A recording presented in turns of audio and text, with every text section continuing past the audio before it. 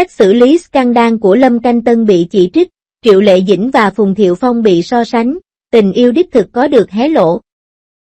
Lâm Canh Tân đã nhiều lần vướng vào bê bối nhưng chưa bao giờ thừa nhận. Câu nói "cái tôi muốn kết hôn" của Triệu Lệ Dĩnh cho thấy sự dũng cảm của cô. Sự cầu toàn của nam diễn viên trẻ nổi tiếng này ẩn cờ hờ. Nhiều sự mơ hồ và giằng xé, nhưng quá khứ của anh với chị Triệu vẫn còn là một bí ẩn. Sự khác biệt giữa bản chất thực sự và cách anh ấy xử lý mọi việc một cách trôi chảy có thể thấy rõ ngay lập tức. Cuối cùng tôi cũng hiểu tại sao Triệu Lệ Dĩnh lại không chọn Lâm Canh Tân. Tôi không khoe khoang hay có ý chê bai, chỉ cảm thấy từ tận đáy lòng rằng anh chàng này quá hoàn hảo. Anh ấy không có gì để chê về ngoại hình, anh ấy rất giỏi trong việc hài hước và giải trí, và anh ấy cũng diễn xuất rất chăm chỉ.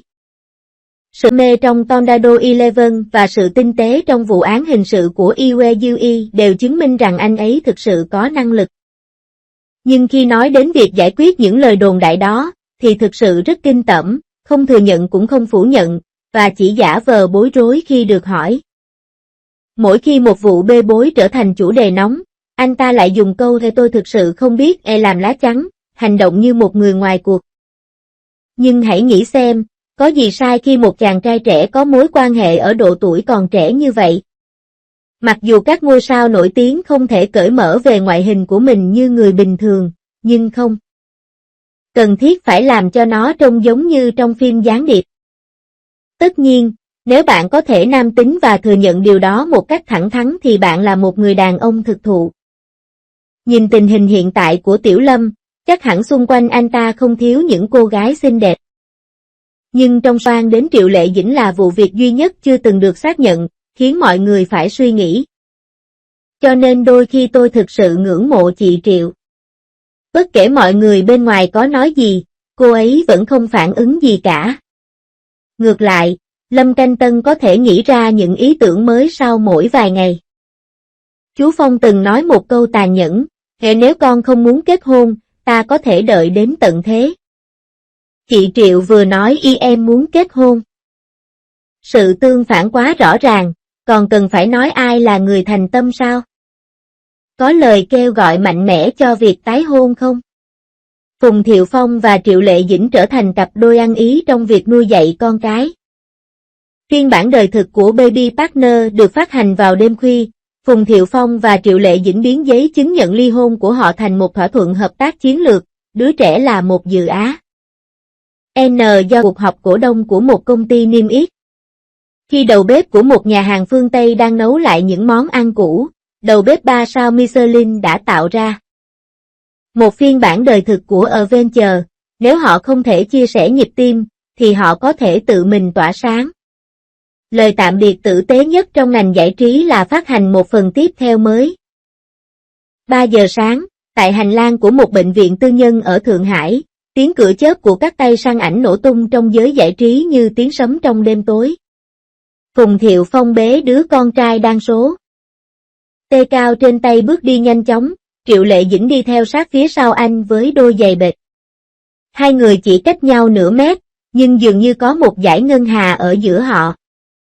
Cảnh tượng này ngay lập tức khiến các lập trình viên Weibo cùng nhau làm việc tăng ca.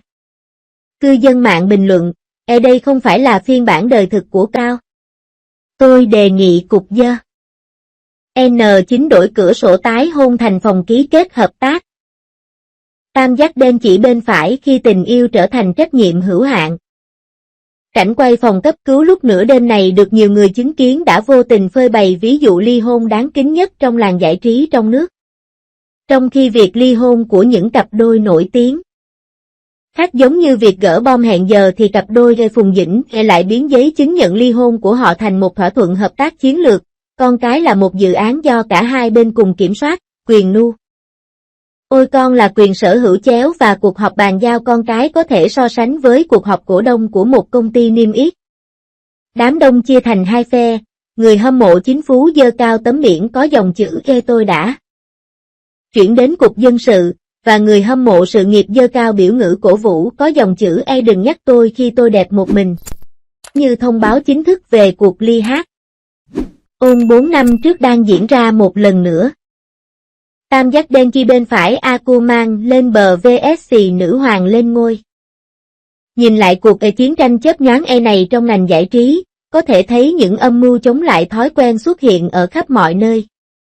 Khi cuộc hôn nhân chính thức được công bố vào năm 2018, một phó NG viên giải trí đã đưa ra một dự đoán cay độc. Sự kết hợp này giống như một nhà hàng phương Tây gặp một quán ven đường. Dù trình bày đẹp đến đâu, bạn cũng không thể ăn cùng một nồi. Ai có thể ngờ ăn 4 năm sau, đầu bếp nhà hàng phương Tây Phùng Thiệu Phong lại tái hiện những món ăn cũ trong một bộ phim cổ trang, trong khi chủ quán ven đường Triệu Lệ Dĩnh đã được thăng chức thành đầu bếp 3S. Ao Michelin. Cư dân mạng bình luận, liệu anh ta có gói ghém kiểu sau khi ly hôn không? Tam giác đen chỉ bên phải biên bản về cuộc chiến gia đình ban đầu. Trong khu nhà ở cũ ở Lan Phường, Hà Bắc, cha mẹ của Triệu vẫn giữ thói quen khóa cửa sau bữa tối. Cô Vương hàng xóm kể lại, ngày hôm đó, anh Bảo dẫn sư phụ Phùng ra gặp gia đình, ban công của toàn bộ tòa nhà đều đông nghịt người. Kết quả là, cô Triệu không chịu mở cửa, nói rằng, ngưỡng cửa nhà tôi thấp, đừng để anh ấy vấp ngã.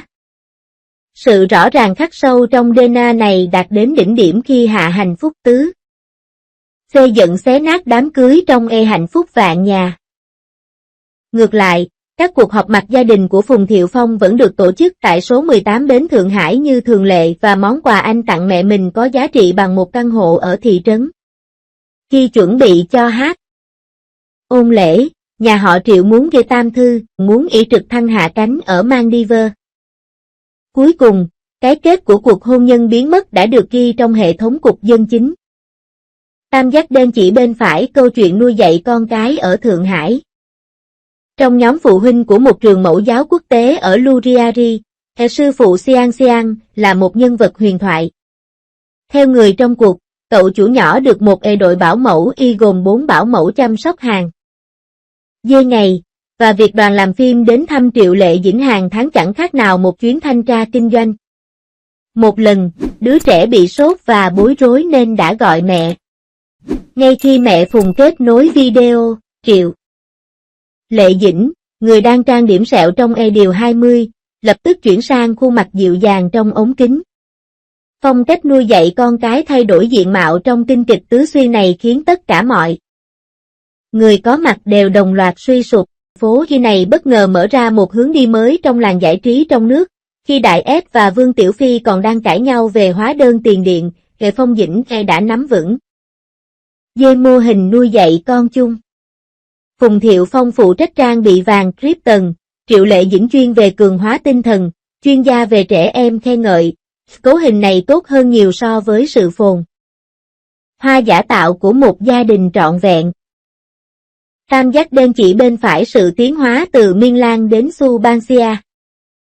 Trong buổi tuyển diễn viên ở Hoành Điếm, Triệu Lệ Dĩnh chỉ vào nữ hoàng sắc từ bán hạ trong tiểu thuyết gốc The Wild và cười khúc khích, tôi biết cô gái này. Cô ấy hiện đang tạo nên một vòng lặp khép kín tuyệt vời với Sen Miên Lan trong Knowing or Not 4 năm trước, người đã nói sau cùng, phụ nữ phải tự giữ mình tỉnh táo. Những vai diễn mà bà đảm nhận sau khi ly hôn bạo, phá hỏng một đám cưới trong hạnh phúc cho 10.000 ngôi nhà, chiến đấu chống lại những kẻ đầu cơ trong nghề gió thổi ở Pinelia và đối đầu với những kẻ quyền lực trong điều 20. Cô ấy là phiên bản đời thực của Avenger. Và câu nói cố lỗi khiến tôi nhớ lại nhiều điều hối tiếc mà Phùng Thiệu Phong mơ hồ nói trong buổi họp báo hay nhà đã được cô gái đeo kính hiển vi chọn ra vào đúng ngày kỷ niệm ngày anh ly hôn. Cư dân mạng nói thêm, tôi đề nghị chú Phong đảm nhận vai diễn trong The Lost Acting Skin và chắc chắn hãy vào vai chính mình. Tam giác đen chỉ bên phải đối tác mới trong ngành giải trí. Trong khi 85 bông hoa vẫn đang chơi trò thoát khỏi căn phòng trong cuộc hôn nhân của mình, Triệu Lệ Dĩnh đã mở ra một bản đồ sự nghiệp mới. Những bức ảnh đường phố ở sân bay của cô luôn đi kèm với kịch hát bản, lịch trình quay phim cũng là một trải nghiệm đắm chìm. Một người hâm mộ đã chụp ảnh Hương Hương đang đọc sách tranh trên phim trường và Triệu Lệ Dĩnh kể cho đứa trẻ nghe một câu chuyện về khủng long với giọng điệu của thần chiến tranh trong Ê Tây Du Ký. Làn sóng hoạt động này được các chuyên gia giáo dục đánh giá là mức đỉnh nuôi dạy con cái trong thời đại mới. Ánh đèn đêm của sân bay Hồng Kiều chiếu rọi khắp bầu trời, Triệu Lệ Dĩnh đang nhâm nhi rong biển khô trong bình giữ nhiệt, dòng chữ trong kịch bản mới đang nhảy múa trên bảng. Trong một ngôi nhà sang trọng bên bờ sông Hoàng Phố, Phùng Thiệu Phong đang chơi Lego với con trai.